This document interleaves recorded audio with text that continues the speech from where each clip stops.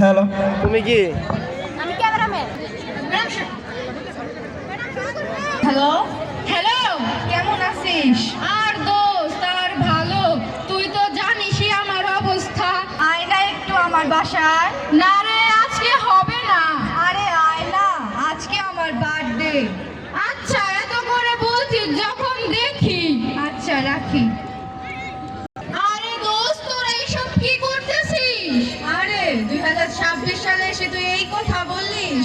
নে একটু টেস্ট নিয়ে দেখ। তবু কেমন? না না, এইগুলো আমার দ্বারা হবে না। আরে একটু আধুনিক হো, একটু টেস্ট নিয়ে দেখ। আরে নে নে, ধর দেখ একটু টেস্ট। এত করে যখন বলছিস, দে একটু দেখি। দেখবার যে খেয়াল আইলো। মা মা, কি করো? রান্না করি। কোথায় যাচ্ছিস?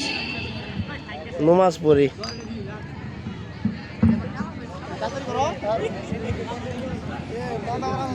মাল আছে মাল? বাচ্চারা মাল লাগবে, মাল মাল নেওয়ার জন্য কি লাগে জানো? টাকা লাগে, টাকা। একটু দেখি। চুপ, পেঁচাল কম করো। এক হাতে মাল আর এক হাতে টাকা। আমাদের ভাই বই লাগবো।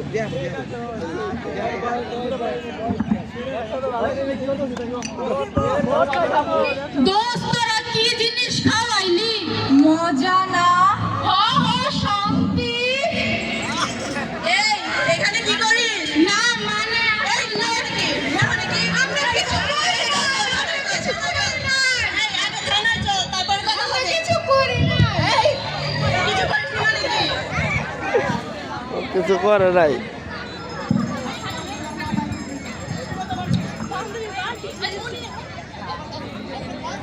দোস্ত, বেজাই তো ফাইসা গেলাম। আসলে এখন কই পামু ক দেহি। ভাবি, ও ভাবি, এই দেখেন তো খবরের কাগজে কি ছাপছে। কই দেখি দেখি। এ তো দেখি একেবারে বেশি রসাতলে।